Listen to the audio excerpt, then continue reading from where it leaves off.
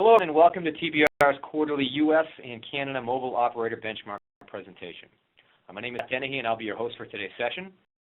TBR is to provide business research to accelerate our customer success, and the information we'll be covering today comes directly from our second quarter 2012 U.S. and Canada Mobile Operator Benchmark report.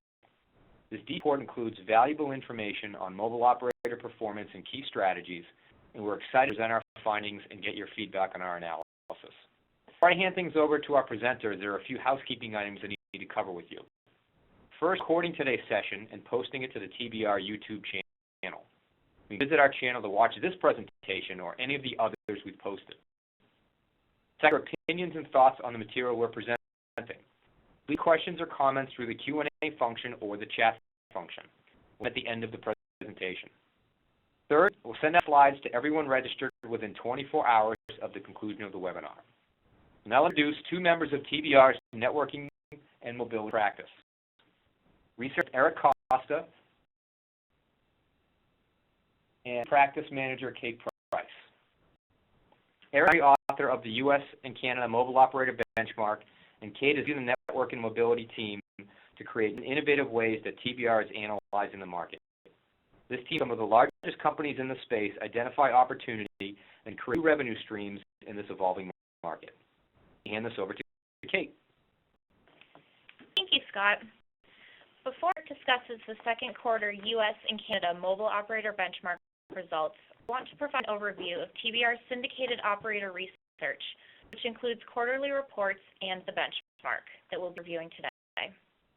TBR reports are unique for their deep holistic analysis of leading operator businesses. In this benchmark, we cover the top players in the U.S. and Canada, including Verizon, AT&T, and Sprint in the U.S., and Bell, Telus, and Rogers in Canada. Financial and TBR insights help customers gain a better understanding of operator business models. In our syndicated reports, we provide a variety of figures, including both financial and operational metrics, which serve indicators of an operator's business performance.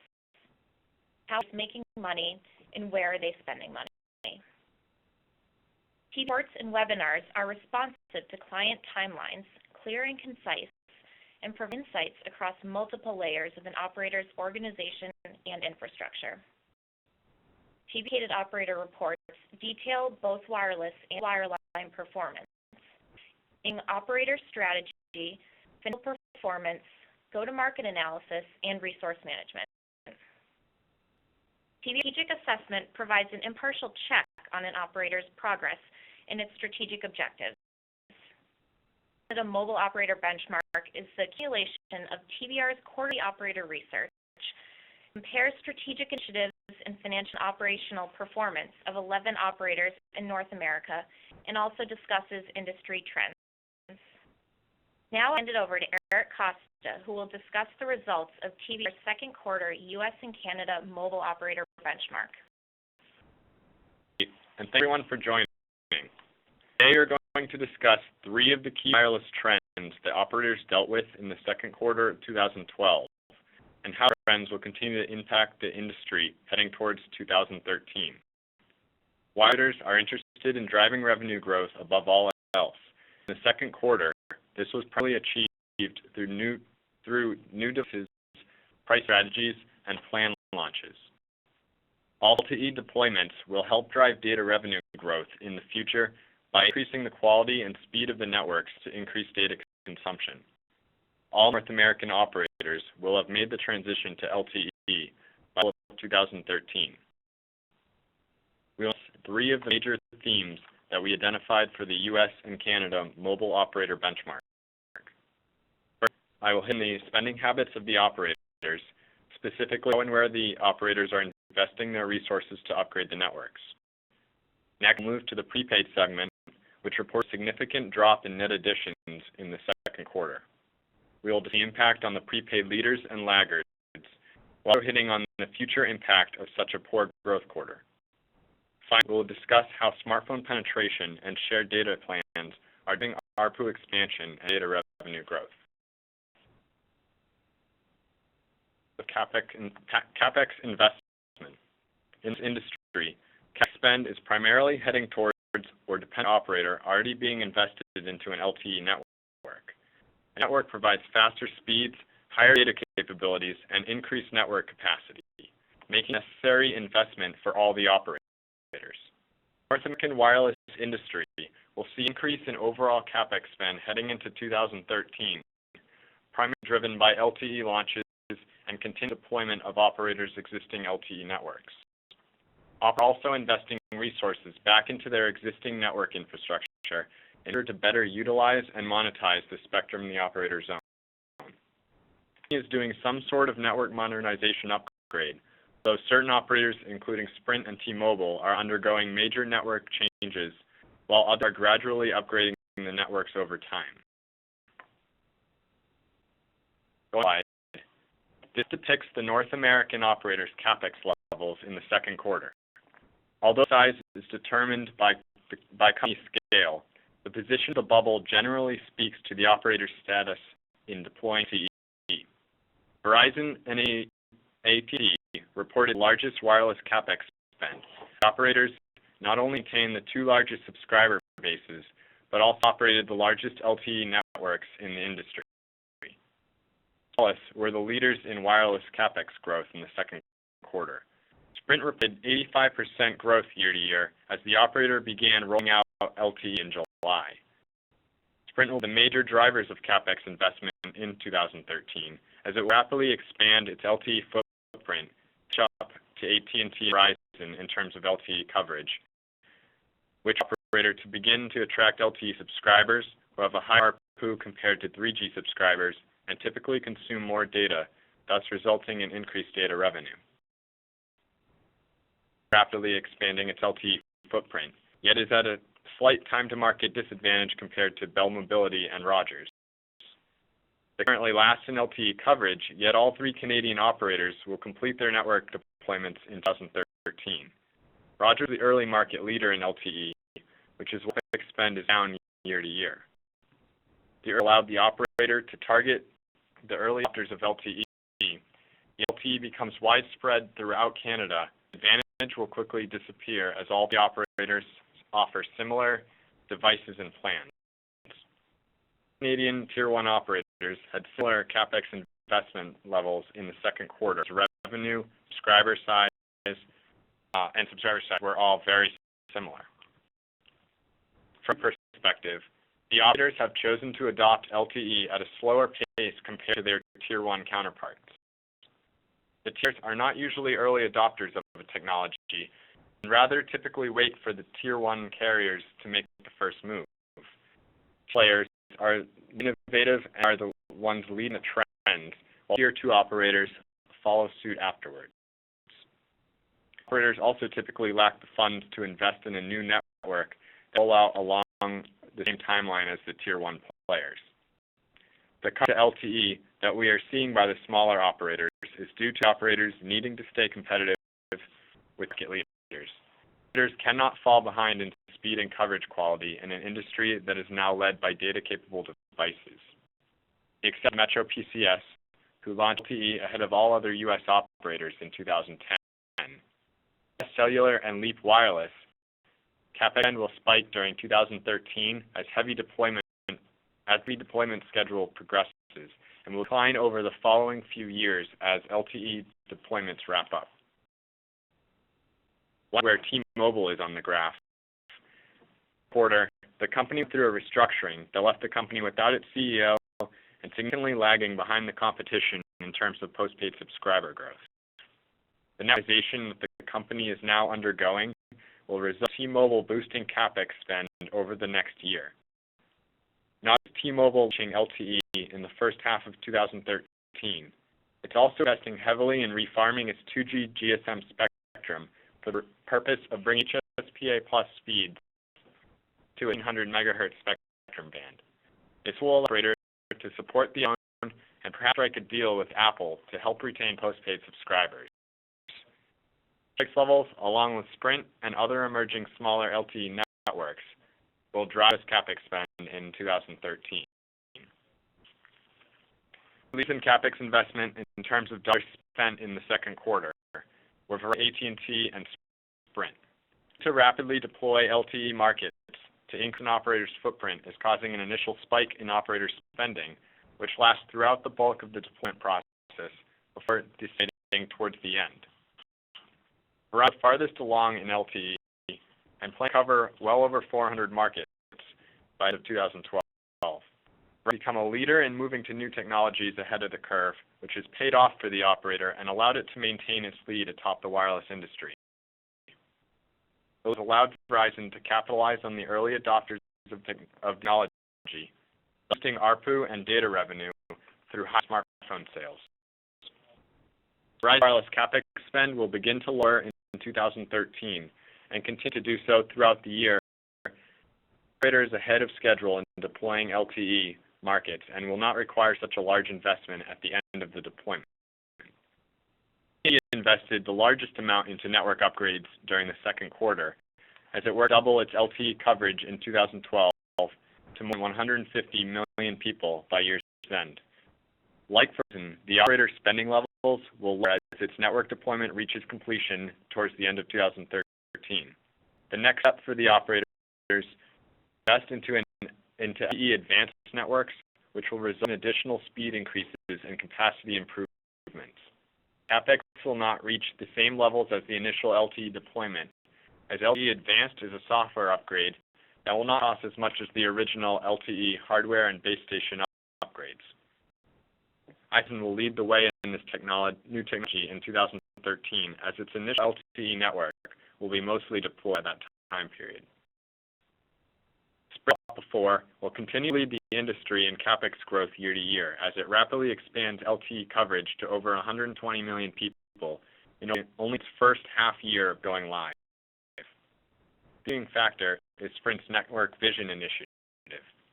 In the middle of its investment phase, when multimodal equipment is installed by 2014 and then network is finished being shut down, Sprint's levels will significantly lower. Also anticipate the completion of this multi-billion, multi-year project. It will result in Sprint becoming profitable again. This will help drive service revenue growth while also significantly reducing operating costs, resulting in a much-needed boost to the lowest margins in the U.S. industry. Overall, industry Capex spend will peak somewhere in 2013 and will begin to decline over the next few years as the deployments and major network modernization initiatives wrap up.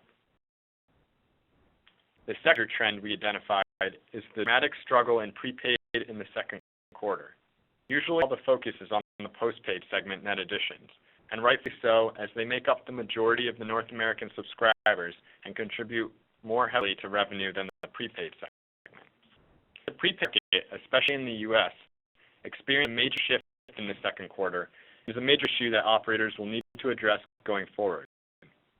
In the quarter, subscriber growth in the prepaid U.S. market stalled, down 73% year to year after 6 consecutive quarters over 1 million total prepaid net additions. The drop in subscriber additions is attributable to multiple factors, including saturation, the half of 2012 device launches, and a fierce competitive environment. A drop in net additions impact operator spending in the second half of 2012. Carriers fight to attract new subscribers.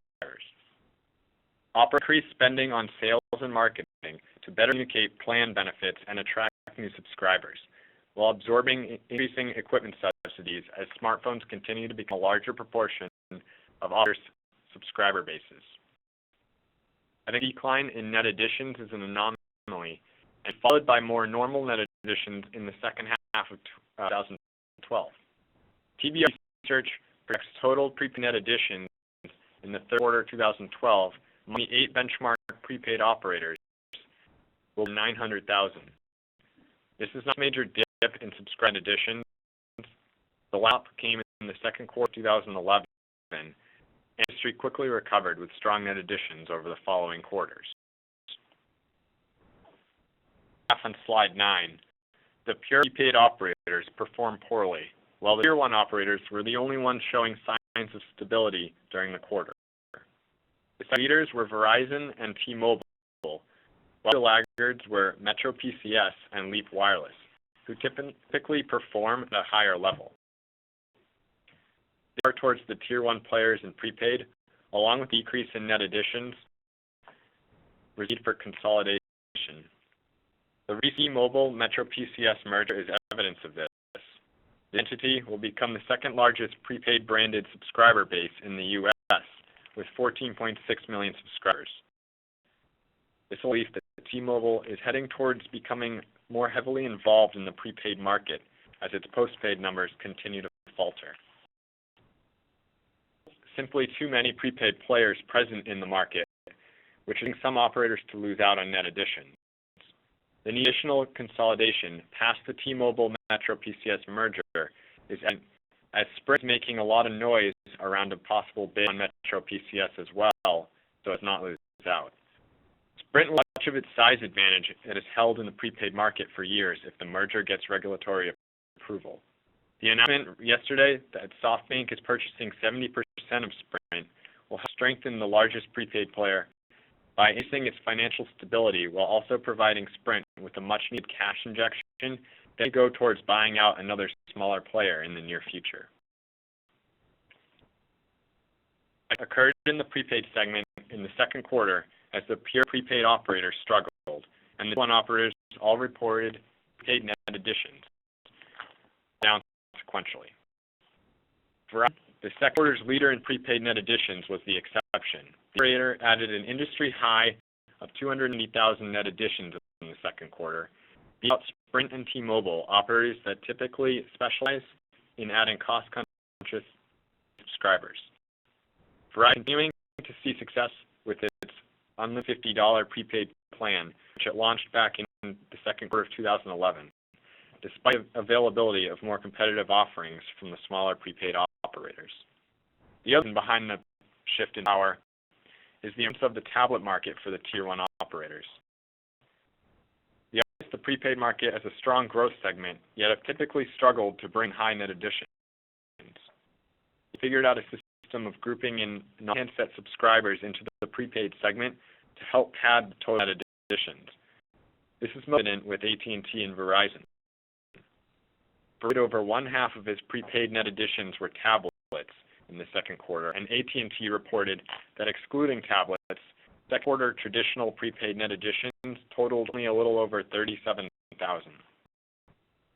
The prepaid operators, such as Metro PCS and Leap Wireless, along with T-Mobile, typically rely on low-income, cost-conscious customers rather than high-end tablet users, which helps explain how the Tier 1 operators stayed afloat in the prepaid segment during the second quarter. And for the low net additions was that prepaid subscribers waited for upcoming launches before signing up in the quarter, resulting in fewer total net additions. Leap Wireless both gained access to the iPhone for their prepaid subscriber bases towards the end of June, which prompted subscribers to wait until the September device launch to sign up. The second quarter was almost over by June. The majority of the initial interest in these plans will be realized during the second half of 2012, and likely contributed to the decline in net additions in the second quarter for both these two operators. It is due in part to seasonality, also due to subscribers anticipating the release of the iPhone 5 both in the postpaid and prepaid segments. The introduction of the iPhone to the prepaid segment may result in retaining a portion of iPhone users that would normally switch over to the postpaid segment. Virgin Mobile is better suited to succeed in this strategy over Leap Wireless. A Sprint network is nationwide, as opposed to Leap, which does not compete on the same coverage scale. Overall, the impact on postpaid will be minimal and more of a long-term progression, as most postpaid subscribers are locked into 2-year contracts. All Tier 1 operators had a net loss in prepaid additions in the second quarter, due to a competitive Canadian market that is dominated by the postpaid segment. The other that hurt net additions was the lack of a differentiator among the prepaid operators, which continues to make it tough to gain any sort of traction in the market.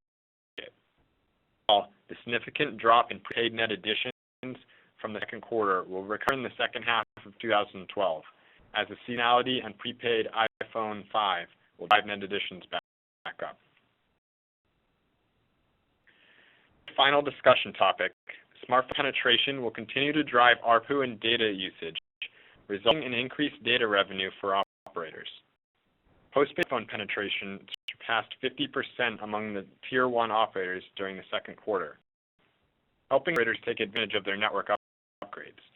New plan device launches will all contribute to revenue growth as data-capable devices are being adopted by the majority of the population. Smart are the short to mid-range future to wireless data growth. Driven industry revolved around network upgrades and new data capabilities. The tier operators led the way in total postpaid smartphones in the second quarter, their superior size and device lineup. What this graph is that the smartphone numbers are for postpaid subscribers with the exception of LEAP and Metro PCS, which are solely prepaid operators.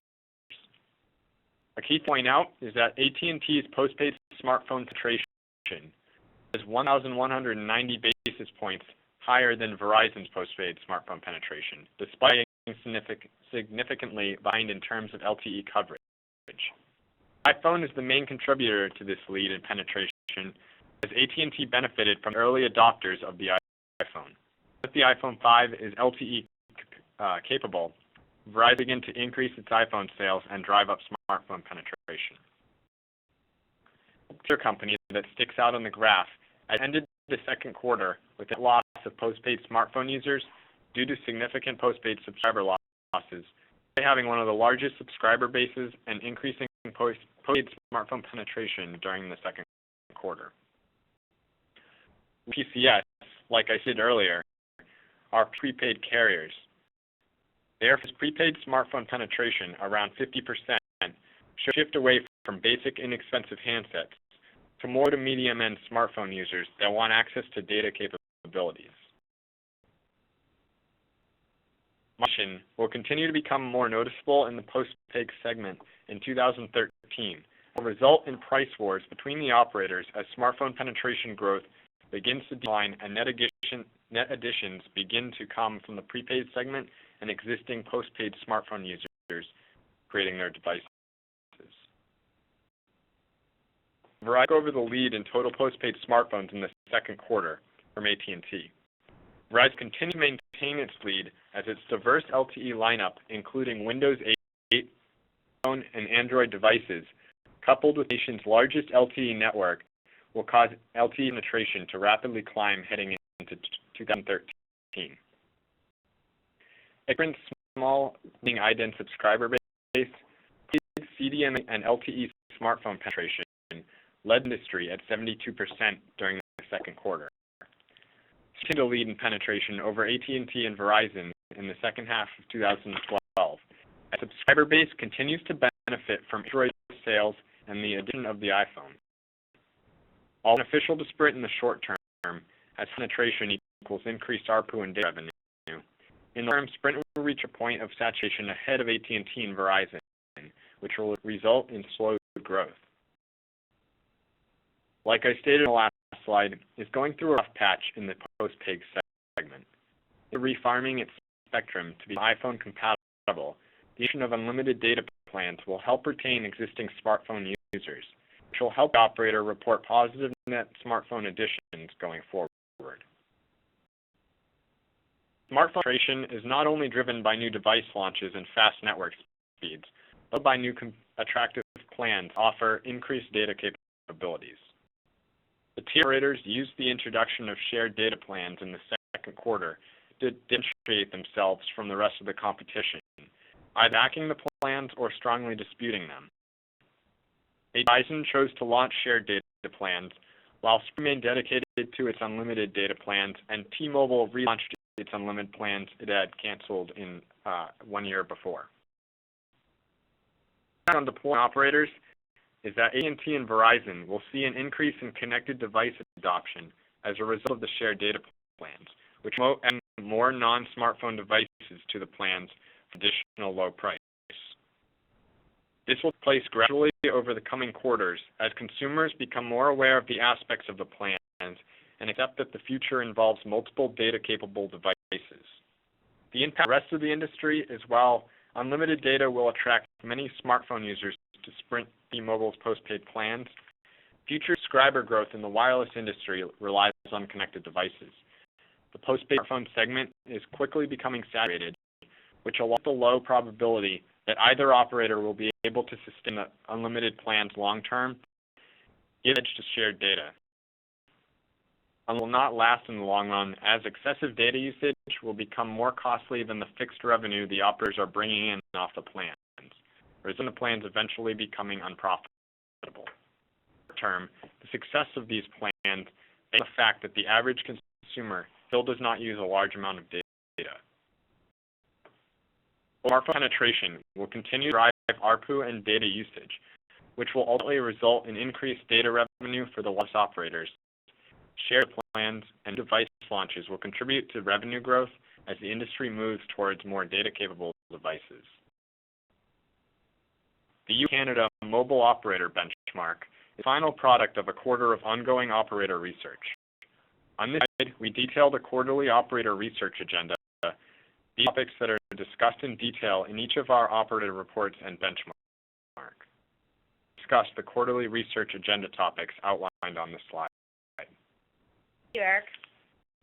As Eric discussed, LTE is a hot topic in the industry. Most North American operators have either started to deploy LTE or rolled out in 2013. This will have an impact on operator Capex spending in the future. Smartphone is having a significant impact on the industry in multiple ways. Smartphone adoption is driving data revenue and data ARPU growth, which has been a primary revenue driver for operators over the past few years. The device is also impacting operator margins as operators absorb high equipment subsidies to grow smartphone penetration. Operators are utilizing Wi-Fi and small cells as a low-cost option to improve network coverage and augment LTE rollouts. As discussed, plan pricing, including shared and unlimited data plans, play a role in an operator's ability to grow revenue and connections in the future. This concludes U.S. and Canada Mobile Operator Benchmark webinar. We'd like to thank you for your time and open up the floor to questions. Give us a minute as we collect the first few questions. Thanks, Kate. Thank you, Eric. Everybody, this is Scott. We do have a few questions. We'll start with one related to the iPhone 5. Which operator is best positioned for success with the iPhone 5? Oh, I believe Verizon has the edge for the iPhone 5 due to their LTE, advanced LTE network deployment. But AT&T also will succeed with the iPhone 5 as they still rely heavily on the iPhone. They'll continue to sell a high number of units. I'm getting that these Verizon and AT&T will sell a close to the amount of units, whereas in the past AT&T has sold most in the industry.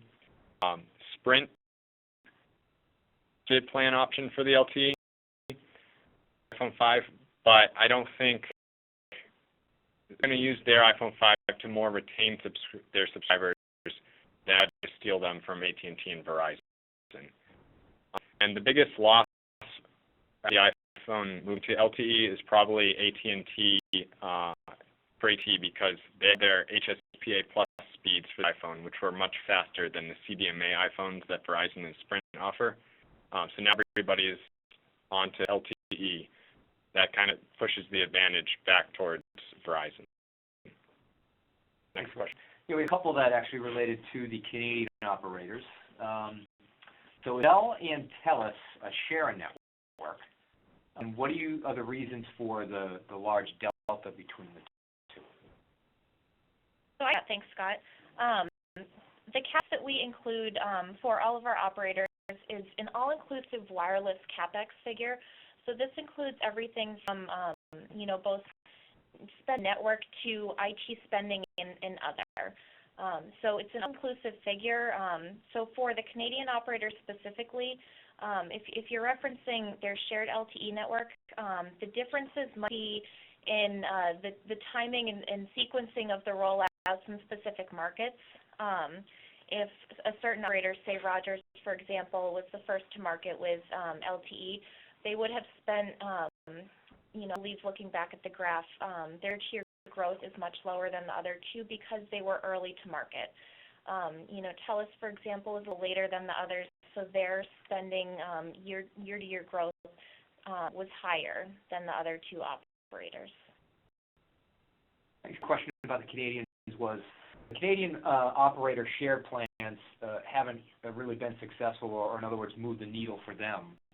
So why do you think it will move the needle for the U.S. operators?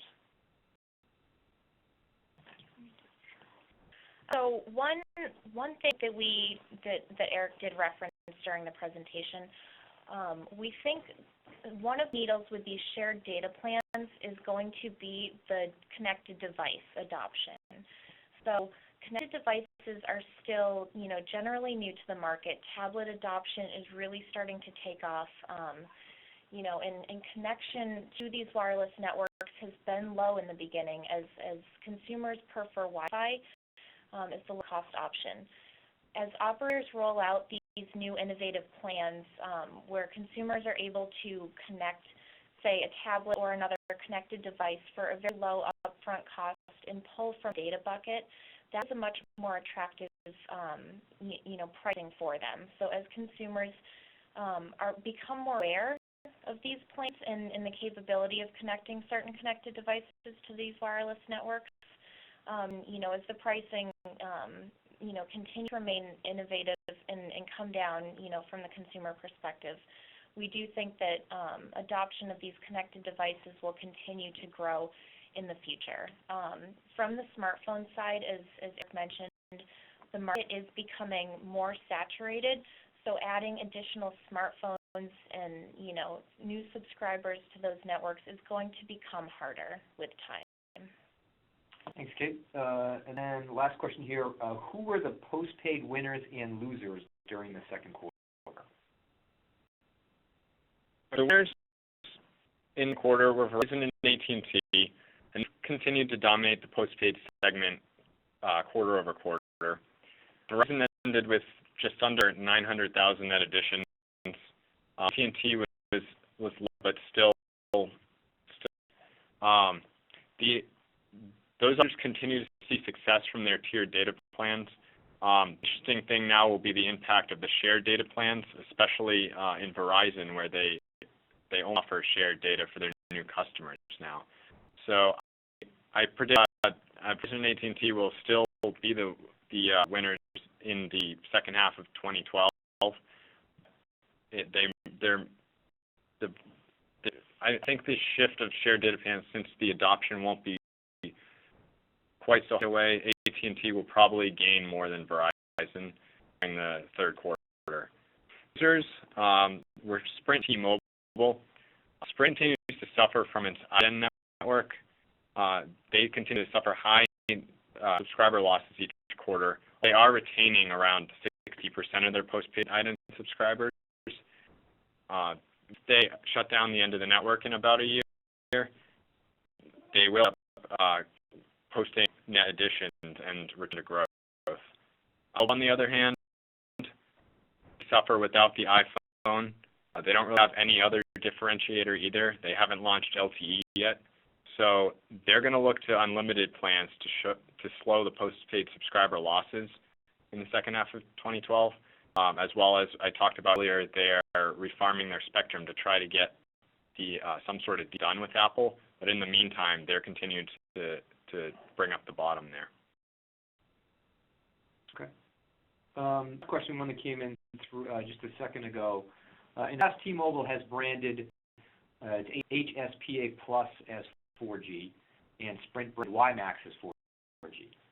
In fact, of these presentations referring to T-Mobile and Sprint, it is actually an EPC-based network, correct? And I'm guessing by EPC means LTE.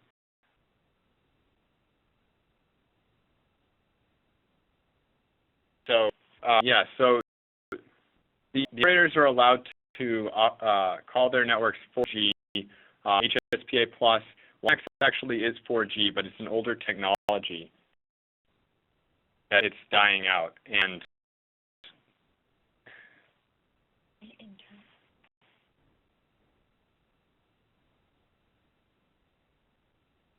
in terms of presentation, we stated that we stood the LTE in terms of 4G. The operators call their networks by different things for marketing purposes, but for the purpose of this presentation, we consider LTE as the 4G standard.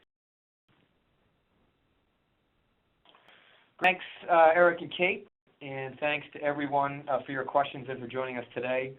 Before we conclude the webinar, to encourage you to follow both Kate and Eric, their Twitter handles which are listed here, and check out the thought leadership pieces, TBR's networking mobility practice on SlideShare at slideshare.net, TBR_market_insight. And leave the chat function open for another few minutes to give you a chance to ask any last-minute questions. But otherwise, we look forward to seeing you all next quarter. Good afternoon.